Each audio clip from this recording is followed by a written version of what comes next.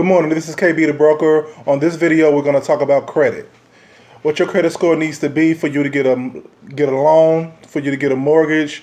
A lot of the time, I run into people, their credit score is about, 500 or 550. And I really wanted to just talk about today how much your credit score needs to be before you get a loan. Because that's the number one thing when it's time to purchase a house. That's the reason why a lot of people rather rent or they try to do the rent to own situation, because the main thing I hear most of the time when I talk to people about, oh, well, why don't you just go ahead and buy a house? And why don't you just get a mortgage? You make all this money on your job.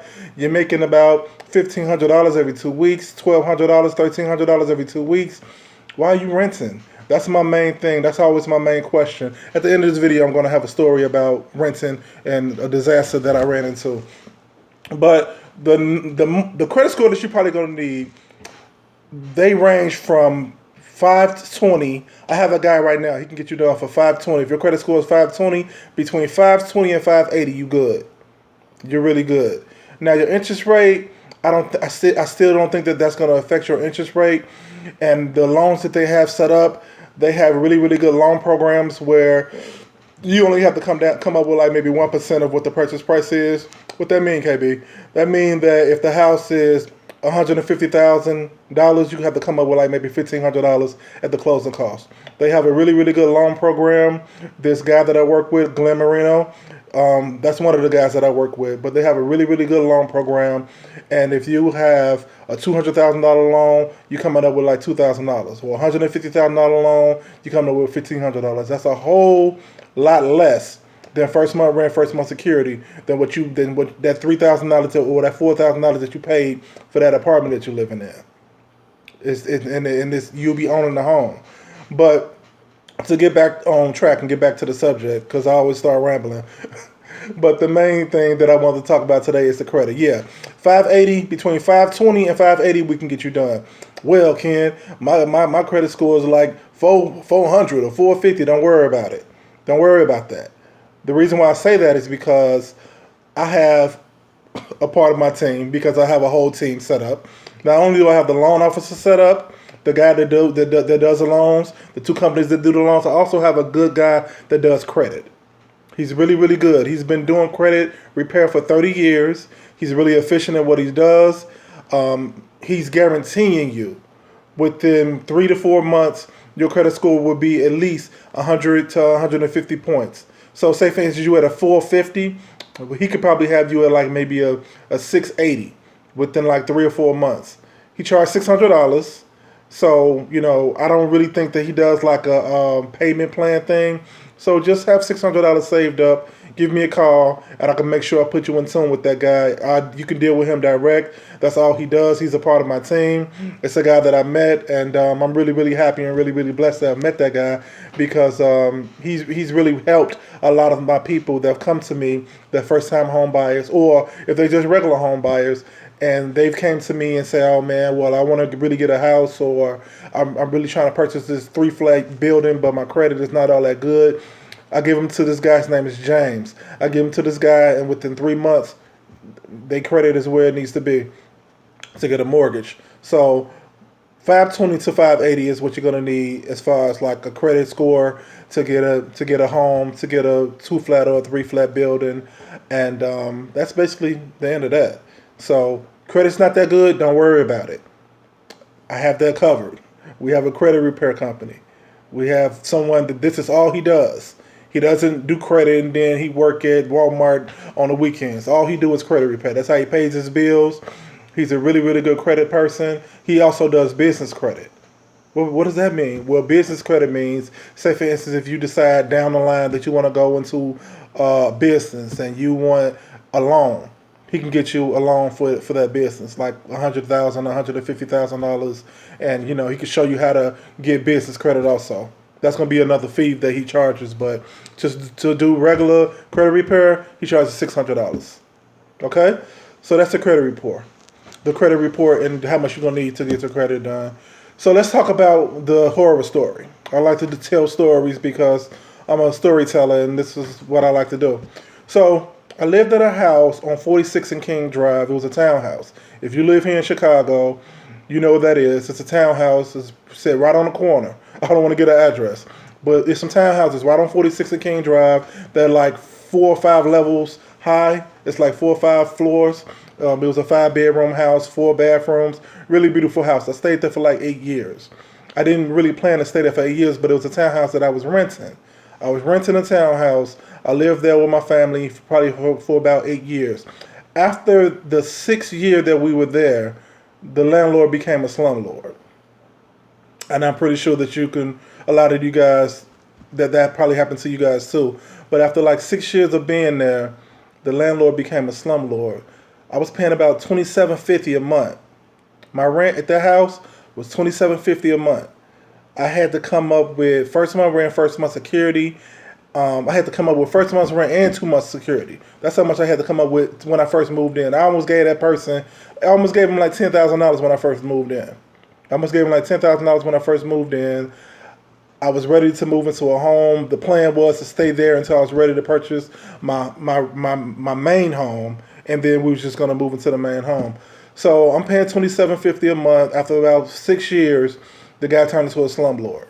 So how it all started was the heat in the house. In the wintertime, it seemed like the heat would always start breaking down, like the furnace would always start breaking down and it wouldn't work. So mind you, it was like 5 levels to this house, 5 floors in the house. So on the first and the second floor, so the first floor was like it was an office downstairs and it was a little bathroom, and on the second floor, that's where the living room and the dining room and the kitchen. That's where that was at in that townhouse on 46. So basically, the heat wouldn't be working on the first and the second floor. So we'd basically have to be in the bedrooms, until the guy fixed the heat. He was sending like the cheapest people that he could find.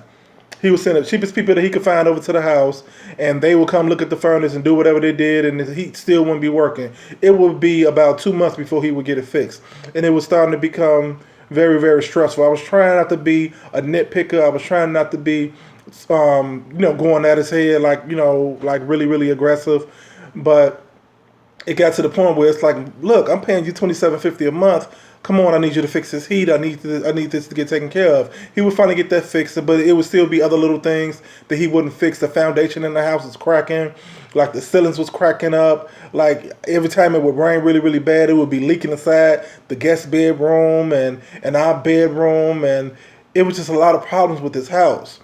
So the last straw was when it was like on Christmas night. This was on Christmas night. The last straw was when it was Christmas, and the kids had already opened up all their toys, and they had a bunch of toys and clothes and all of that stuff. And it was late at night, and I was sitting on the phone talking to my sister, and I smelled something burning. This was the the straw that broke the camel's back. So I go into the kitchen. I'm like, well, maybe we left the oven on or the stove on. The refrigerator was basically smoking. The refrigerator was about to get ready to catch fire. You know that smell when it's like wires burning? That's what it smelled like. When it was like wires burning, like something electrical. And then the next thing I know, I see smoke coming from behind the refrigerator. My kids are upstairs asleep. It's probably about 12 o'clock at night. My kids are asleep. They're upstairs asleep. Everybody's in the house asleep. And I was so upset. The first thing I did was I unplugged the refrigerator, and we just didn't have a refrigerator for probably about 2 weeks. We didn't have a refrigerator because this guy was that much of a slumlord. The guy that owned the place, he's a preacher. He's actually a preacher. He's actually a pastor. And hey, I don't want to talk about pastors, but this guy was one, and he really was a slumlord. The thing about slumlords, it's like they don't want to fix anything, but guess what? Come first of the month, they're there to pick up their money. They want their money. I'm not gonna fix nothing, but I want my money. Hey, don't call me if this is broke. Don't call me if that's broke. But guess what? I want my money. I'm going to definitely pick up my money on the first and have it ready. And if you don't have it ready, we're going to have a problem. That's a slumlord. That's how slumlords work. But anyway, I was really upset that night because normally I go to sleep early. Normally I'm in bed probably around 10:30, 11:30 at night. And it was like 12 o'clock. I just so happened to be on the phone with my sister. The only thing that was coming to my mind was, what if I was in the bed asleep? What if I was in the bed asleep and the house caught on fire? And I'm in here with my kids, and this house is on fire. If I wouldn't have unplugged that refrigerator, if I wouldn't have been up talking on that phone, my house definitely would have caught fire that night. On Christmas night. This was 2000. This was 2017. My house definitely would have caught fire that night. And I'm in that burning house with my kids trying to figure out how we're going to get out this 5-level house. The bedrooms are like on the third and fourth floors. The refrigerator was on the second floor, which is in the kitchen. So we probably would have been jumping out of third and fourth floor windows trying to get out of the house.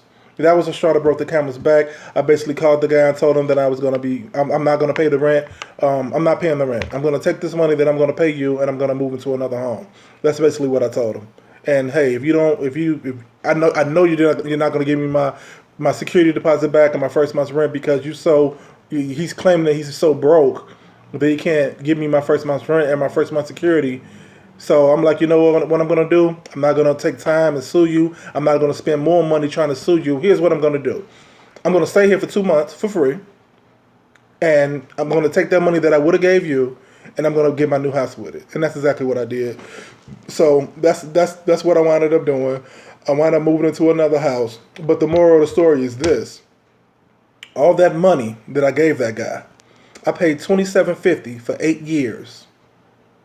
I don't have my calculator in front of me, but I paid $2,750 for 8 years. $2,750 times 12 is whatever number that is. 12 times 8. It came out to $265,000. I gave that man $265,000. And guess what? When I moved, I didn't have nothing to show for it. I didn't think about it until I moved into my new house. When I first moved into my new house, once I got settled in, probably about a couple of weeks later, I was sitting on the couch one day. I said, I stayed over there on 46 Cane Drive. I stayed there for 8 years. My rent was $2,750 a month. How much money did I get this man? Do the math. Do the math. I gave that man $265,000. I don't have nothing to show for it. That's the reason why you should not be renting. That's the reason why you should not be renting. You should really be looking at getting a mortgage. Everything was fine for 6 years, but then the last 2 years, he turned into a slumlord, and I had to move. It was time to move and time to go somewhere else, and I wasted $265,000. My house I could have had a house that was paid for. I could have had a home that was paid for. It could be living mortgage free right now. But I was one of those people, probably just like you, that's looking at this video. And I said, okay, well, I'm just going to rent, and I'm just going to stay here for a few years. In those few years, you get comfortable. When you get into those homes or you get into those apartments, you get comfortable. And before you know it, you've been living there for 5 years. You've been living there for 6, 7, 8 years. And that's exactly what happens to us. So I say that to say this. Stop renting. Stop throwing your money away. Stop flushing money down the toilet. You can get a mortgage. If your credit not that good, don't worry about that. Give me a call. We can get that right together. Right on together. Okay? So don't worry about your credit not being good. As long as you've been on your job for 2 years, you're fine. We can get you done. It's going to probably take about a couple of months to get your credit to where it needs to be. If it's not at a 520 or better, it's probably going to take a couple of months to get your credit score to where it needs to be. But once you get started, it's no stopping you. Don't be one of those people that's just sitting in the house or sitting in an apartment constantly paying rent, and then, when the landlord decides to sell the building and they put you out, now you got to start all over again. Or if the landlord loses the building, now you got to start all over again. Or if he becomes a slumlord, now you have to start all over again. Add up the money that you've paid so far in rent. Whatever your money, if you're paying $1,000 a month, if you're paying $900 a month, if you're paying $1,500 a month, add that money up. How much you then flushed down the toilet? How much money have you thrown away? Add it up. How many years you've been living there? How many months? Add it up. How much money you gave your landlord so far, or your management company so far that you're living at? That money that you've given that person, that money could have been equity in your home. What you mean? What does equity mean? That mean if you have a house that's $100,000 and you probably given somebody $30,000 already, your house, you'll be paid off $30,000 on your house. You only owe $70,000. That's what that means. What else does that mean? You might want to start a small business. If you done paid off $30,000 on your house, You can go refinance your house if you wanted to. You can go refinance because you paid $30,000 off within maybe a couple of years. You can go refinance that house and pull $30,000 out and have $30,000 to go start a business or pay for your kids' college tuition or whatever. Whatever you need $30,000 for, $40,000, $50,000, whatever you need. That $265,000, when I sat down and I added that money up, I was sick. I was sick because I've wasted all of this money just flushing it down the drain. Don't be like me. I'm telling you this story not as entertainment, but as education. So you don't make the same mistake I made. Stop renting. Get you a house. Call me. I'm going to put you in your house. I'm KB the Broker. That's my video for today. If you want to check out our website, the website is www.shbainfo.com. www.shinfo.com. I'm going to put the link in the description below. I'm going to put our Facebook link in the description below and everything else because we got a lot of stuff. We got Pinterest, we got Google+, we have blogs, we have everything. So I want you to go follow all the stuff and give me a call when you're ready to purchase your house. Like I said again, this video is about credit. If your credit score is not where you want it to be, don't worry about that. Don't let that discourage you. Because we have a whole team set up over here at Serious Home Buyers just for you. Just for people like you to, oh, my credit is not where I need it to be. Oh, my credit score, I got a few things on my credit. Don't worry about that. We're going to take care of that. Give me a call. My cell number is 773-808-4321. Again, my number is 773-808-4321. That's my direct cell phone number. I only work in Chicago and in surrounding suburbs. If you live in another state besides Illinois, I can't help you. I'm sorry. But if you live in Chicago surrounding suburbs, give me a call. And let's put you in a house, okay?